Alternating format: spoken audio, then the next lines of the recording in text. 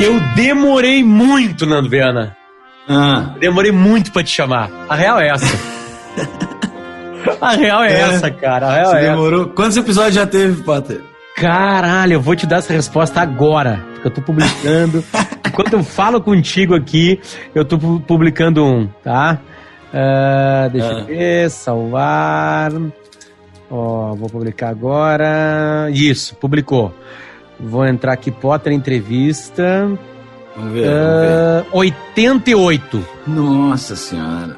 Mas assim, de vários assuntos, né, Nando? Tipo assim, eu comecei... claro. Mas eu tô com um podcast também, e eu também não te chamei, então eu não posso falar nada. Eu vou te dizer mais. A minha mulher não tinha escutado meu podcast. Então, ela participou semana passada e não tinha escutado ainda. Então, eu também tô no episódio 30, 40 já.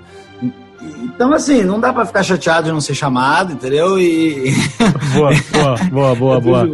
Fala, Nando, tipo assim, a gente até tava conversando aqui antes, né? Aí o Nando falou assim, mas, cara, eu ouvi um, assim, com papo cabeça, assim, porque aquela pessoa, ela vive de papo cabeça, né? A graça que eu tô buscando nas pessoas é que as pessoas falem do mundo delas, entende? Que como a pandemia, nós estamos gravando isso aqui durante a pandemia, tá, rapaziada? Como a pandemia afetou todos os mundos possíveis, né? E o teu é um dos mais afetados, porque tu vive de aglomeração, tu vive que as pessoas se encostem, né? Troquem salivas, cuspam, quando elas dão risada, sai um monte de perdigotos, né? E ali sai doença, vai um monte de doença ali. Vai. Então tu tá fudido, na real, né? Parou show, puta que pariu. Não, eu não sei como o primeiro as contas, sabe? É o primeiro a parar e o último a voltar, né? Que assim, não é só que ele é o primeiro a parar, porque se fosse, né? Tem outras coisas que são o primeiro a parar, mas elas voltam, no momento que normalizar, volta primeiro. Agora o meu, assim, vai ter um monte de medida restritiva até voltar de fato como era antes, né? Então, realmente é complexo. Como eu tô vivendo, você falou aí, cara, eu tenho um contrato com o Comedy Central, então ele me dá uma estabilidade de eu ficar tranquilo nesse momento de pandemia, sabe? Se eu não tivesse esse contrato, talvez eu estivesse bem preocupado e nervoso com isso. Porque, embora eu seja autônomo, por acaso, nesse momento agora, eu não estou autônomo. Então, isso faz eu levar de boa por esse lado. Claro que eu tenho muitos gastos e era muito melhor estar fazendo show, porque a gente baixa um monte os gastos também na pandemia, né? Tem uma questão de o cartão vem menor, ou não sei o que, tua vida fica um pouco mais controlada, eu viajo menos, eu gasto menos com Uber, né, as refeições são em casa, é diferente o meu modo, eu viajo muito menos com avião, só que o que me faz, assim, mas com certeza eu não tenho ganho nenhum de show, assim, nesse tempo todo, e nem vou ter. O meu YouTube diminui um pouco, porque a oferta e a demanda aumentam, mais gente põe vídeo no YouTube nessa fase, então dissipa os anunciantes, então nosso rendimento baixa um pouco no YouTube. E é uma merda de vários lados, na real, né? Não tem lado bom. O negócio é ficar inventando algumas coisas para colocar na internet, puxando um ganho disso, umas ações que fecham na vida ou não, uma live que você faz para não sei o que, daí eles te reembolsam por isso, talvez aí você consiga pegar uma grana nesse tempo, mas fora isso é parado e usando a criatividade. Tá, Nando, como é que se usa a criatividade agora, tá? Porque eu imagino que, os humoristas são cronistas, né, cara, de eras, assim, né?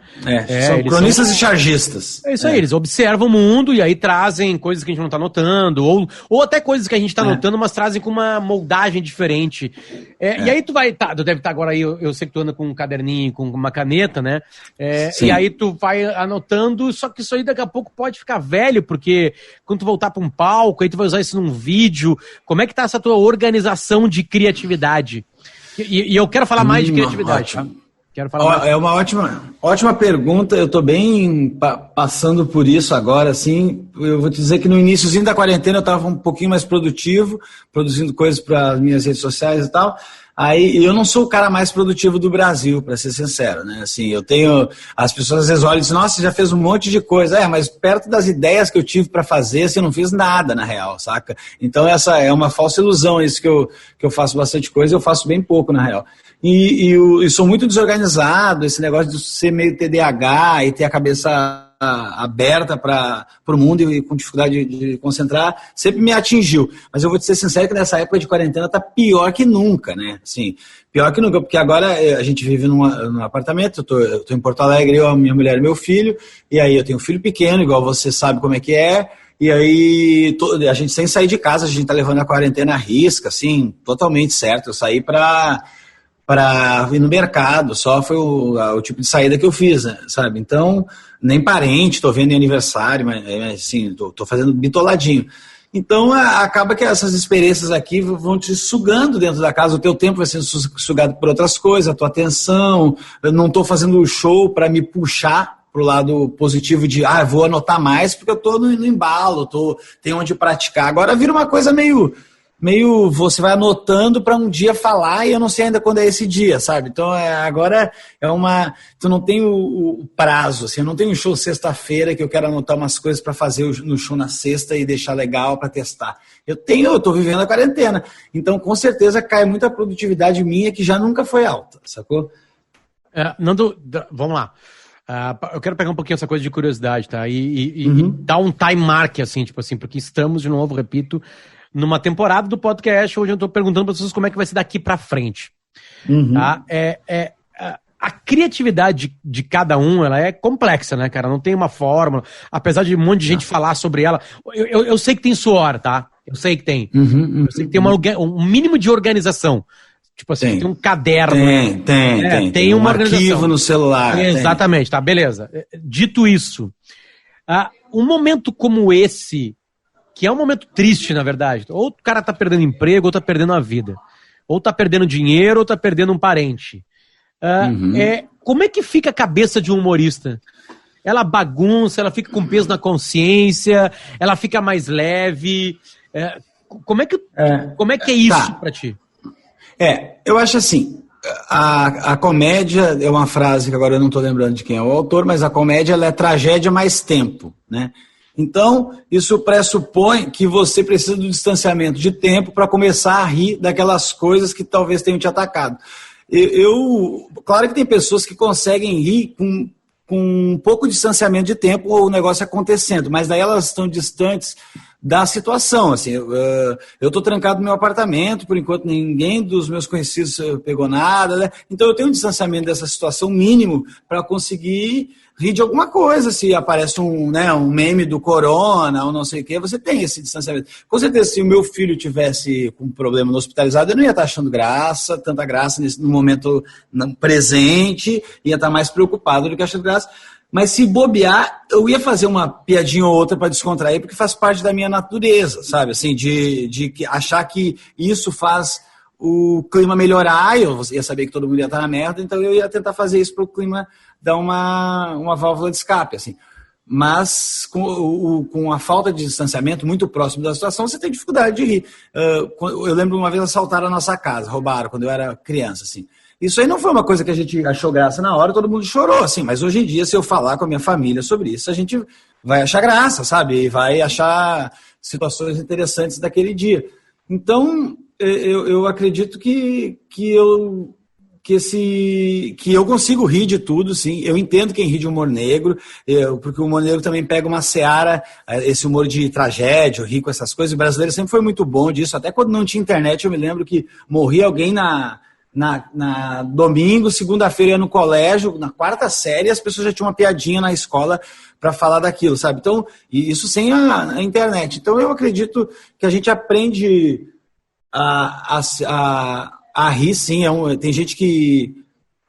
desculpa, eu me perdi um pouquinho, mas tem gente que gosta de humor negro e ela tem só um pouco de facilidade de não se conectar com as histórias, entendeu? E por isso ela acha graça da piada um pouco mais ofensiva, da piada que fala da fome na África, sei lá, e a pessoa acha graça. Eu, particularmente, consigo achar graça de um monte de coisa péssima, mas por quê? Porque o meu decodificador de onde eu acho graça é o tanto que isso não devia ser falado. E daí aquilo fica uma coisa tão absurda pra mim que eu acabo achando graça. Pelo mesmo motivo que você ri assistindo The Office, sabe? Porque a gente acha graça do The Office porque aquilo é tão absurdo e tão tentando trazer uma naturalidade, um realismo, mas é tão... Meu Deus, isso não devia estar acontecendo! O Freud chamou isso de o xiste, né?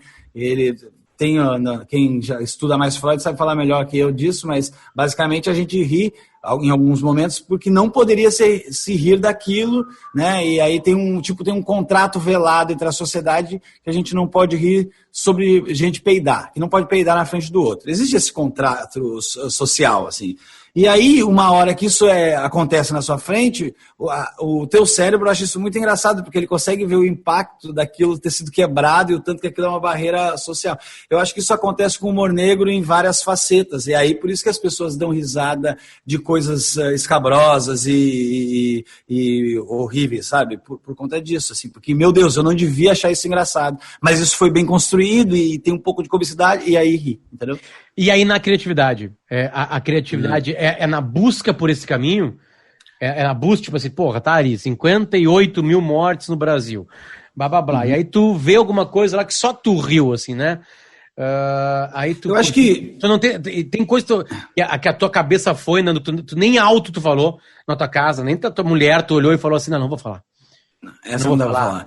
Acho que sim, acho que já tive esses momentos assim, de essa não vale a pena falar, porque eu acho que às vezes enquanto a piada for menor que a tragédia, não dá pra nivelar. Assim, você tem que achar uma piada que realmente seja... O Maurício Meirelles uma vez falou isso pra mim também, que era a piada se a tragédia é nota 9, assim, a familiar tá com câncer. Mano, você vai meter na piada só se for nota 10, senão você não vai meter, você vai ter uma nota 7, daí vai virar um puta de um climão. Você tem que puxar algo que realmente seja muito inédito sobre aquilo, que traga uma luz sobre aquilo, até um alento, sabe, sobre aquilo que você consiga... Nossa, realmente essa pessoa foi perspicaz no comentário. Então, senão...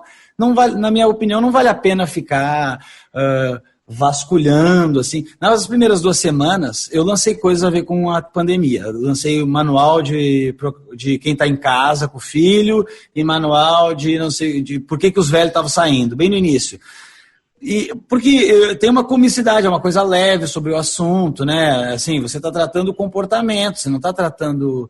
a tristeza da doença, eu não estou tratando a fome, isso aí é uma coisa... Agora, tratar... Gente, os velhos deviam ficar em casa. Isso aí é um outro tratamento, é uma outra ótica que deixa tudo mais leve, assim, não é proibido falar as coisas, né, Potter? Assim, pelo menos não era para ser proibido falar as coisas, assim, elas estão aí para ser faladas.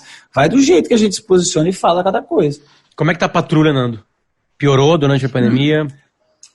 Eu tô muito... Acho que a situação política do Brasil acaba deixando a gente mais histérico e mais doido. E foi, na verdade, isso tudo que está acontecendo aqui no Brasil hoje em dia.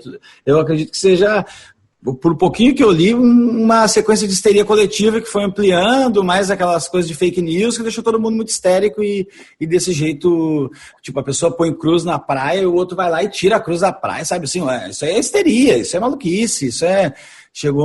E isso aconteceu no mundo, não pensa que é bobagem.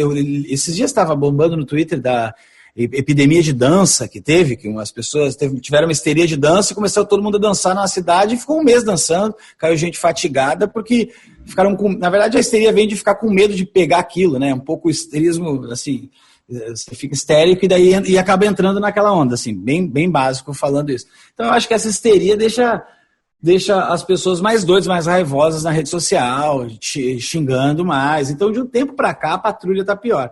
É que eu só publico, Potter, eu tomo cuidado. Assim, primeiro porque eu acho que as pessoas têm o direito de falar o que quiser, os humoristas têm o direito de falar piada do que quiser, sabe? E se você não gostou, vai consumir outra pessoa. Não gostou do Rafinha Bastos, que falou da Vanessa Camargo Bebê, vai ver outra pessoa, vai curtir outro humorista. Eu acho que as pessoas têm um pouco de entendimento disso. E daí elas querem dizer, não, eu não gosto disso que você fala, então você não deve falar isso. E o pensamento não é esse, sabe? Assim, a menos que ele esteja cometendo um crime. Mas as pessoas, elas se confundem muito, assim, no geral. As pessoas são muito ignorantes, de maneira geral, infelizmente. E por conta da nossa educação. Então, mano, eu acredito que a gente tem que poder fazer as piadas do jeito que quer. Acontece que eu escolho fazer as piadas que eu acredito que eu esteja acrescentando algo, entendeu? E aí é uma escolha minha, pessoal, de carreira. Então, eu não me sinto confortável em ficar inventando piada. Se aconteceu uma tragédia de avião, por exemplo. e chegar na hora no Twitter e fazer uma piada de realmente as coisas, um jogo de linguagem, um jogo de palavras qualquer, que isso aí tá pegando fogo mesmo a situação sabe esse tipo de piada? Eu acho essa piada uma nota 6 para um assunto que às vezes naquele dia tá nota 8, nota 9. Então eu fico assim, não é isso assim que eu quero, eu prefiro tentar achar uma piada interessante, que daqui a pouco fale sobre um assunto difícil, sobre câncer, por exemplo. Eu falo sobre um assunto difícil, mas que a pessoa que está com câncer e vê essa piada consiga rir, sabe? Consiga dizer, putz, mano, é exatamente isso que eu estou passando, que raiva, que ironia isso que ele tá... E ache graça disso. Se eu conseguir achar esse ponto, é o local que eu procuro, assim, sabe? E se eu não procuro, às vezes é porque eu estou trabalhando outros assuntos, mas esse para mim, a pepita de ouro. Tu acha que o público melhorou em percepção no Brasil? Já tá tanto tempo no palco, assim, tipo assim, tu consegue entender que houve uma melhora, uma inteligência, né, sei lá. Eu acho que o público americano, um cara mais acostumado, né, o público americano com isso, né? Com esses rompantes. Eu acho que a gente acostumou bem, assim, no Brasil, até de um tempo para cá. Há muito tempo fazendo isso, já está um movimento de stand-up no Brasil, está com uns 14, 15 anos aí, sabe, desse jeito que a gente meio que conhece. Eu estou há uns 12 fazendo. A plateia ficou mais inteligente quanto ao stand-up. Ela não ri de umas formulazinhas meio idiota que tinha, antigamente tinha um tipo de piada que você falava assim, quando eu era pequeno eu sonhava em ser astronauta, bombeiro e paquita. Mentira, eu nunca quis ser paquita. Sabe mentira, aliás, você fala, mentira, eu nunca ser astronauta. Eu falei ao contrário a piada, caguei a piada, mas enfim. Esse tipo de piada formatadinha, encaixadinha, eles funcionam menos nos anos pra cá, sabe? Parece que as pessoas atualizaram o mindset delas com relação ao stand-up. Elas já viram vários humoristas e elas conseguem ter um panorama de, esse aí tá meio manjado, esse aqui tá num lado mais legal. Então, eu vejo que, com certeza, teve essa maturidade. Mas a gente ainda continua sendo um país que lê 0,83 livros no ano, sacou? E aí, tu não pode pensar que a maioria vai entender sutileza, vai entender metáfora, metonímia, antítese, sabe? Vai captar essas sutilezas das figuras de linguagem. Então, embora a gente tenha evoluído no gênero, e as pessoas já têm o humorista preferido, elas já começam sabe, não só o gênero, mas ela começa a ir atrás de pessoas que são decodificadores daquele gênero para elas, já começou a ter uma especialização nisso, nesses anos, mas eu não acredito que as pessoas estão sabendo distinguir totalmente a sutileza das piadas. Não estão, tem uma batalha política no meio disso tudo, direita, esquerda, um falador, então as pessoas não elas te taxam, elas acham, se você fala o Danilo, qualquer pessoa da mídia, Murilo Couto, faz uma piada que condene o nazismo, por exemplo, que fale sobre o nazismo condenando, a pessoa olha, lê meio atravessado e já diz que você está fazendo uma piada apológica ao nazismo, sendo que não é exatamente isso, sabe? O Danilo passou por isso uma vez, e eu não sou um cara que defende muito o Danilo Gentili, assim, em todos os momentos, que eu acho que às vezes ele se excede, mas há uns anos atrás ele falou, queria botar um metrô lá em... Como é que chama? Perdizes, né? Algum lugar lá que era judeu, assim, era uma comunidade judaica, assim, eles queriam botar lá. E aí, em Higienópolis. Queriam botar um metrô lá, e daí o Danilo botou no Twitter, é claro que o pessoal lá não quer metrô em Higienópolis, a última vez que eles estiveram no vagão foi indo para Auschwitz. Eu não vejo essa piada como uma piada que está denegrindo o povo judeu de nenhum aspecto, assim. Eu lembro uma piada que ela está recordando, que ela está aferindo o sentimento de culpa àquelas pessoas que estão em Higienópolis e ainda está satirizando o único fato que é eles não quererem trem agora em Higienópolis porque são pessoas ricas, burguesas, hoje em dia, e moram num bairro nobre e não querem um metrô por achar que vai trazer alguma coisa, enfim, para eles. Então eu vejo essa piada assim, eu não vejo essa piada como uma piada que está rindo do Holocausto, nem nada disso, sabe? É uma piada que mas acontece que na internet o cara não faz esse juízo e essa análise que eu faço, aqui que eu estou fazendo agora. Ele vai mais a fundo, ele vai mais superficial, aliás, ele fala, olha ali, debochando dos judeus.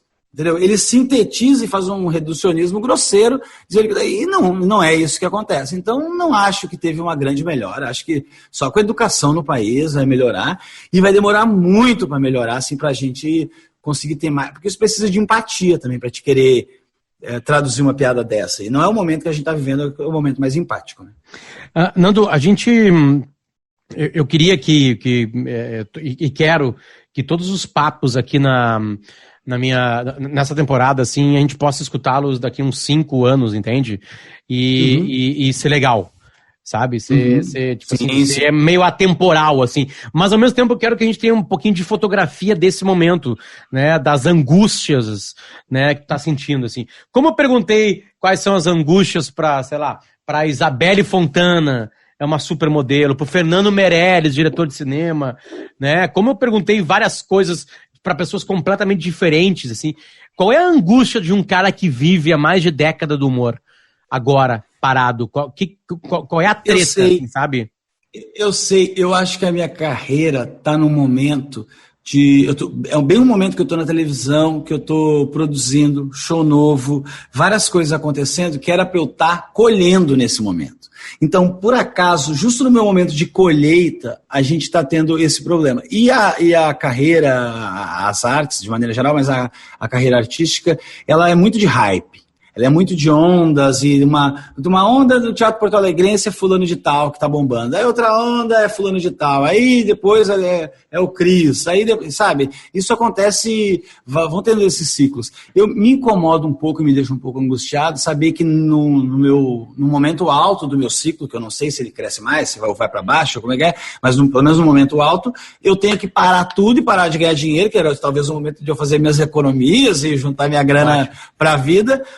E eu não consigo fazer isso, pelo menos em 2020, porque eu estou parado por causa dessa treta toda, entendeu? Eu acho que isso me angustia um pouco e acaba mexendo bastante com a minha cabeça. Ou seja, a angústia, ela é mundo real, completo. Como é que é o mundo real, cara, para vocês que enxergam o mundo quase de maneira lúdica? Ou, não, vamos lá, vocês que enxergam o mundo de uma maneira, de um ludicismo. Qual é a palavra que eu uso para isso, para lúdico? De um ludicismo, as pessoas vão entender. De um ludicismo filho da puta, assim, sabe, bater a vida real, assim, porra, não estraga um pouco, assim, não dá uma, tipo assim, porra, agora vem a realidade aqui, me filha da puta, sabe, tipo... mas assim, sim, incomoda, sim, mas também tem como tu ver... ficar totalmente negativo quanto a isso, ou pensar e tentar salvar coisas positivas. Eu, particularmente, salvei pensando assim, eu tô parado em casa, mas pelo menos eu tô com meu filho bem dos 3 aos 4 anos, que é uma fase maravilhosa de criança, e eu tô vivendo, e eu tava reclamando da falta de tempo de estar com ele, de poder ver, sei lá, né, vendo alguns dias na quinzena, 4 dias, né, e daí viaja mais um pouco e volta. E agora não, eu tô... há meses aqui, vou ficar mais uns 3 meses, pelo visto, trancado, vivenciando isso. Então é um ponto positivo, assim, a gente tem que... Eu não teria essa oportunidade de novo. Eu acho que a gente tem que encarar, ver alguma coisa de positivo nisso tudo, assim, nem que seja o parar, ou estar perto dos familiares, ou estar repensando a vida, ou estar vendo que não gosta do seu trabalho, ou estar trabalhando de casa, enfim, alguma coisa a gente tem que puxar de bom disso tudo. Acho também, Potter, que a gente tem que, sobre essa realidade, assim, eu acho que a comédia vem muito da realidade, ela faz o lúdico da realidade, né? Então, assim, é importante ter essa situação toda, com certeza tem 1000 assuntos para se trabalhar, sabe? Quando acabar isso tudo. Eu, por exemplo, já estava querendo escrever meu próximo espetáculo, meu 4º show, que eu comecei a rabiscar agora, sobre ansiedade. Eu acredito que esse momento agora é um momento para se analisar a ansiedade de uma maneira perfeita, sabe? Assim, porque é quando a ansiedade vem mais no topo, trancar a gente, cheio de notícia, e aí a galera ainda caindo em fake news. Então isso deixa a ansiedade de todo mundo, como a gente falou, histérico e ansioso, todo mundo. Além de que a ansiedade é uma doença que só vai aumentar, né? Ninguém me diz que dando esses tablets para as nossas filhas, para as crianças não vão crescer adultos mais ansiosos do que a minha geração já cresceu, sacou? E a minha geração já foi uma geração super ansiosa. Eu acho que de antes a gente não sabia o que era exatamente a ansiedade, mas na minha geração já teve essa noção, e acredito que a geração do meu filho vai ser muito ansiosa. Então, esse momento agora é um bom momento, por exemplo, para se estudar esse efeito da ansiedade. Então eu já consegui aproveitar isso no meu trabalho, saca? De algum jeito. E eu acredito que várias pessoas vão conseguir aproveitasse, refletir um pouco esse momento na sua vida, no seu trabalho e, quem sabe, sair daqui uma pessoa melhor. O Nando, para quem não sabe, tá usando um microfone novinho que ele comprou. Novinho. Quando a gente começou a marcar a entrevista, ele disse, beleza, eu vou testar já um microfone novinho. Falei. Chegou agora, aquele tesão da caixa chegando, né? Felicidade, né? Comprar coisa. Isso é uma coisa que a galera aumentou muito mais, comprar pela internet agora na quarentena. Maluco, eu nunca comprei tanto quanto eu tô comprando agora. E minha mina mesmo, pequenas coisas assim, mas aí você se anima mais, sabe, que você não pode sair e toma... Eu acredito que se olhar os números lá de como é que tá as compras pela internet, Mercado Livre, sei lá o quê, deve estar melhor que nunca. Comprou alguma coisa absurda, Nando? Não, eu comprei mais coisa, iluminação, eu comprei para gravar, comprei isso aqui, a gente comprou um pedestal, comprou coisas para casa, compramos um quadro, das mais diversas coisas, detalhes, assim, para ficar mais confortável aqui, sabe, o ambiente ficar mais legal, porque eu vivi aqui poucos dias no mês, agora eu tô, né, todos os dias do mês. É enfornado. Tá, Nando, aglomeração, a gente falou um pouquinho no começo ali, né, de viver disso, né, cara? É que eu não gosto, sabia, Potter? Eu não gosto de aglomeração, sempre tive pânico, nunca vou em festival, nunca vou em show de banda, eu consigo contar nos dedos das mãos quantos shows eu fui na minha vida, assim, sabe? Porque eu não gosto da aglomeração. A aglomeração do teatro é mais organizada, né? E também onde eu tô no teatro tem pouca gente na volta, não tem, né? No em cima do palco tem pouca gente, é só eu ali. Então não tenho problema com aglomeração, mas no geral, no dia a dia, eu não gosto de aglomeração, não. Só esse parênteses, assim. Tá, feito parênteses, tá? Talvez aglomerar seja o verbo mais... Como é que eu posso falar? Mais batido, no sentido de... que mais levou surra, né? Que mais apanhou neste momento que a gente tá vivendo agora aqui. Vai ter uma outra saída pro humor, Nando? Tá, eu sei que a internet é uma saída. Mas o tesão ainda é o ao vivo. O tesão para quem faz, né, esse tipo de trabalho teu, que é ir pro palco, né? O público também tem mais tesão de ir. Já tá, os países do mundo que estão abrindo, a galera tá lotando casa de teatro, tá lotando tudo porque tava com saudade de aglomerar. Vai dar tempo de mudar algo? Vai dar tempo de mudar algum formato? Ou pra ti tudo é meio momentâneo? Não, a gente tá vendo isso aqui, tá tentando se adaptar e beleza, depois deu. Depois todo mundo vai se beijar na boca. Tá. Pra mim, pra comédia, eu acho que é momentâneo, mas eu acho que ele dá um framezinho do que vai ser daqui a alguns bons anos. Entende? A gente ainda não tá nessa fase, assim, eu acho que a tecnologia ainda... A banda larga da internet e tudo mais ainda tá evoluindo essas coisas, embora seja muito melhor do que anos atrás, mas ela está evoluindo. Eu não acredito que vai mudar tanto o comportamento, as pessoas estão com saudade, vão assistir, eu ainda vou poder continuar trabalhando do jeito que eu estava. Pode ser que no futuro seja um movimento genuíno esse da pessoa estar se apresentando, como a gente fez na Claque, ali no nosso Comedy Club aqui em Porto Alegre, de eu estar no palco e na minha frente um telão e várias cabeças, eu vendo essas pessoas no telão, escutando a risada dessas pessoas e quase que no time certo, assim, eu acredito que esse formato ele é possível, sabe? É um formato que no futuro pode acontecer mesmo. Eu acho que a gente ainda tem umas limitações técnicas, mas já funciona legal, já é legal, só não é a mesma coisa que o stand-up de teatro. Mas já é interessante, sabe? Já tem uma coisa ali de você tá no outro lugar do mundo vendo a pessoa na sala dela, e daí a pessoa, você escuta a risada dela, é um pouquinho diferente, mas tá ali com você, tá preenchido, não é gravar um vídeo sozinho pra vlogger, sabe? É diferente já esse recurso de plateia conectada.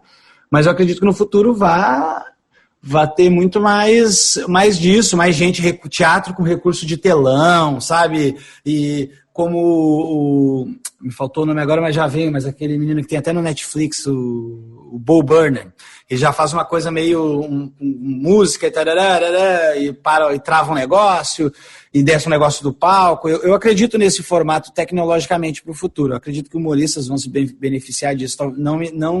Talvez não eu, talvez não a minha geração. Precisa ser alguém mais nativo já da internet, muito mais nativo do que a minha. Eu sou de 81, do que a minha. Mas acho que é um caminho, sim, para o futuro. A gente teve um vislumbre de algo do futuro agora, mas que ainda não tem... vai demorar um pouquinho para se pegar. Sacou? Te assusta ou não? Não me assusta. Eu acredito em hype, que o stand-up pode perder uma hora um hype para outro movimento cômico, assim como os personagens perderam o hype do stand-up quando a gente chegou. Eu acredito que isso vai acontecer daqui a alguns anos, possivelmente, mas a gente vai ter ainda uma galera que vai gostar, vai ser tipo vinil e CD, sacou? Vai ter a galera do vinil, e aí vai ter a galera como... E aí vai ter a galera jovem que vai querer só esses caras conectados na internet, no telão, que vão fazer o público ao vivo, show ao vivo. Vai estar super bombando, vai ser muito mais famoso que o stand-up. Acredito sim que isso que vai acontecer. Mas acho que a gente vai tendo um público fiel, de outra forma, mas vai ser... E vai demorar para isso acontecer, Potter. Não vejo isso acontecendo... A gente tem uns 15 anos de bonança ainda de fazendo stand-up com um gênero, né? Assim, sim, claro. Deixa eu entrar num assunto que me interessa, Nando. Até acho que a próxima temporada que eu vou fazer aqui vai ser sobre isso. E, bom, tu vive nessa fronteira. Essa faixa de Gaza é tua. Chamada politicamente correto. Óbvio. Pode observar como a pandemia lá fora ou não. Eu quero a tua conversa agora mesmo como mente pensante, onde essa linha tênue ela é perigosa, onde o que tu fazia há 12 anos era uma coisa, o que tu tá fazendo em 2020 é outra. Né? Tem uma distância descomunal no humor de 2008 para 2020. Muito descomunal. E o que se aproveita, o que não se aproveita? Tem exagero? Não tem nenhum exagero. É assim mesmo, não dá para reclamar.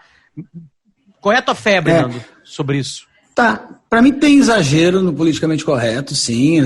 Acho que é uma batalha política ideológica mais do que trabalhar com os fatos, às vezes, do que está acontecendo.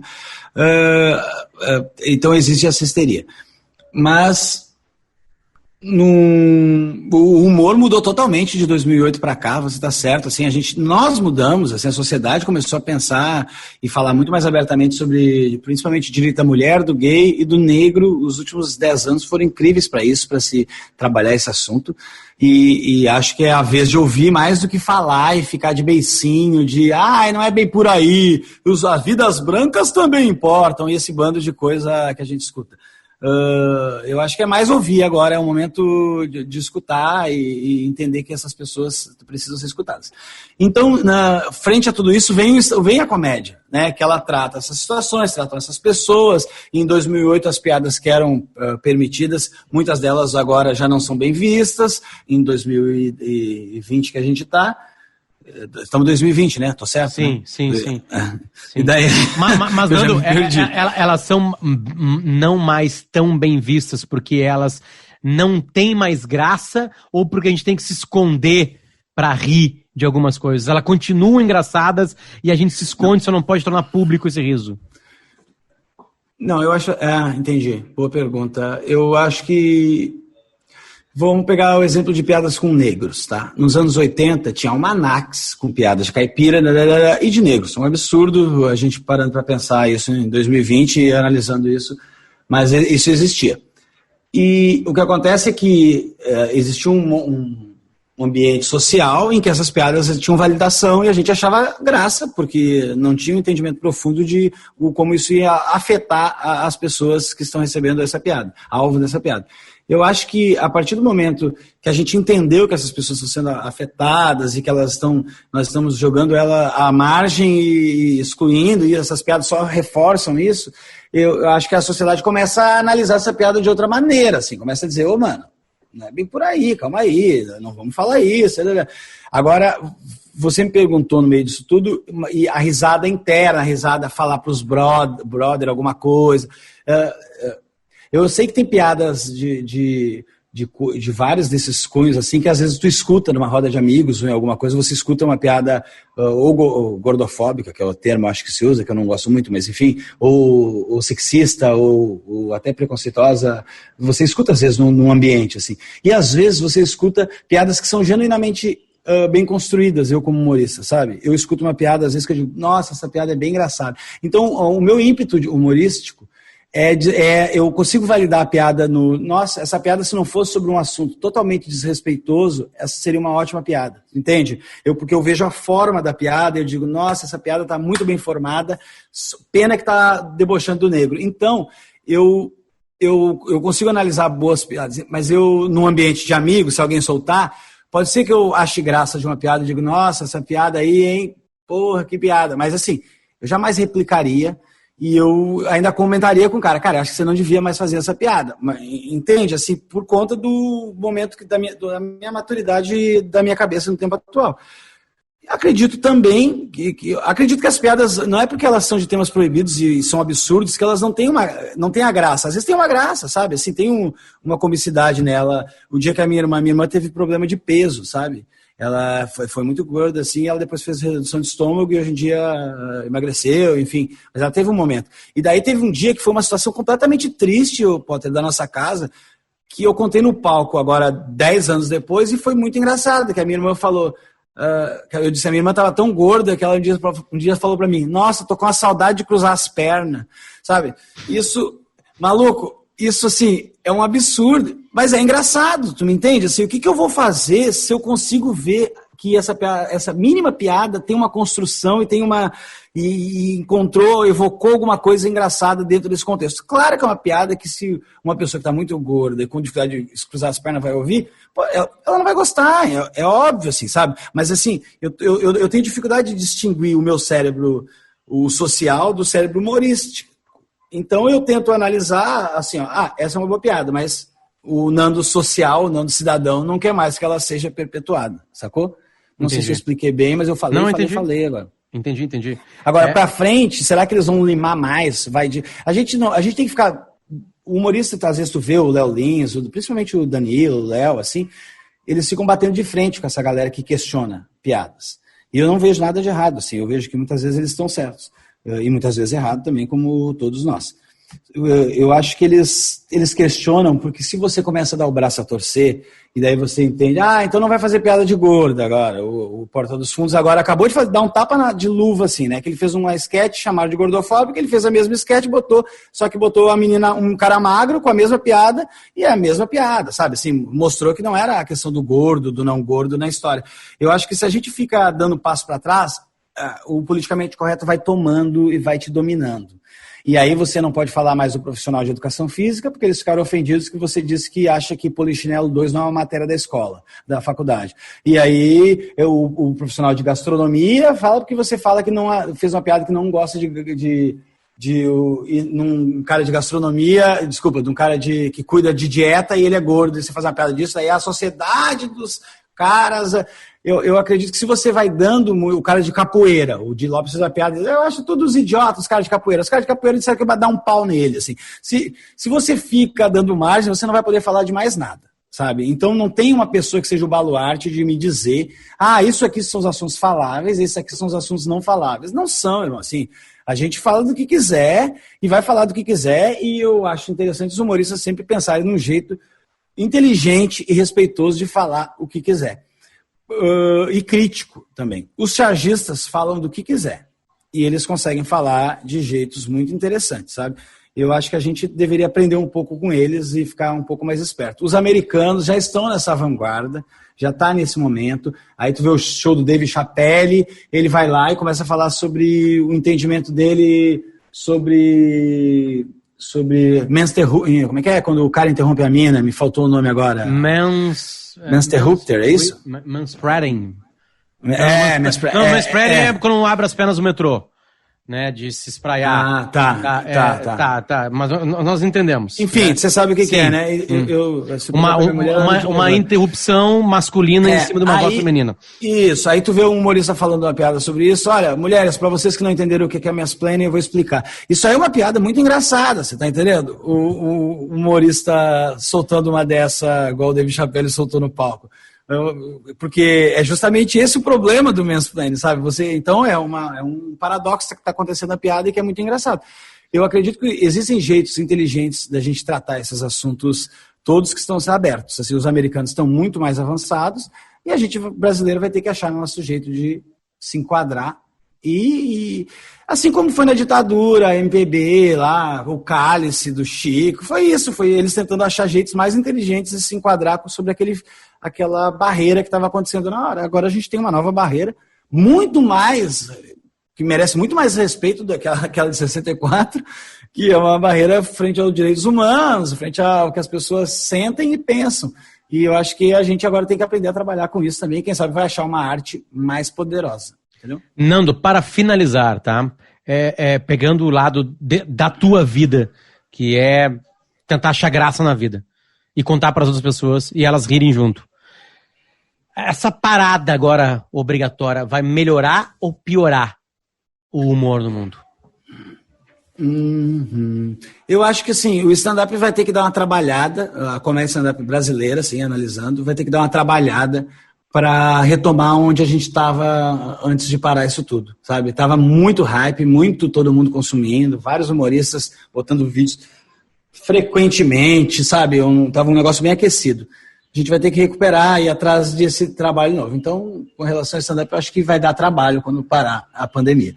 Com relação à comédia e ao humor, acho que ele nunca vai ser tão necessário quanto agora, porque está todo mundo cansadíssimo, assim, com o cérebro bem abalado emocionalmente, assim, sabe? Um pouco emocional, sabe? Eu já me peguei chorando, sabe? Assim, todo mundo tá sentindo isso. Já estava difícil com a situação política do Brasil, e aí, a situação política do Brasil, tô trancado em casa, sabe? Puta, daí é pra ficar galho mesmo. Aí todo dia vem uma notícia de fora sobre os nossos dirigentes que são péssimas, assim, todos os dias, aí você fica sobrecarregado disso. Eu acho que a comédia nunca foi tão importante quanto agora, na minha opinião, e vai ser muito mais importante quando acabar isso tudo para a gente conseguir voltar à nossa normalidade com o nosso cérebro com o mínimo de saúde mental, que eu acho que é o que está faltando na população hoje em dia, assim, a grande foco de atenção agora nesses últimos meses, eu acho que é a saúde mental das pessoas que realmente vai pro pino com essa quarentena mal feita que a gente tá fazendo aí. Quem tá fazendo direitinho tá nervoso, quem não, sabe? Isso tudo que tá acontecendo. Quem não tá nem aí. Aí tem um parente que pega essa puta dessa doença, o cara fica 15 dias, tu não sabe se ele vai ficar bem ou vai ficar mal, que tem dia que ele tá ótimo, tem dia que ele tá fudido, é totalmente imprevisível, sabe? Então isso tudo, a comédia vem forte e vem se necessária no futuro, sim. Nando, já te vi no palco, já te vi na TV, já te vi na internet.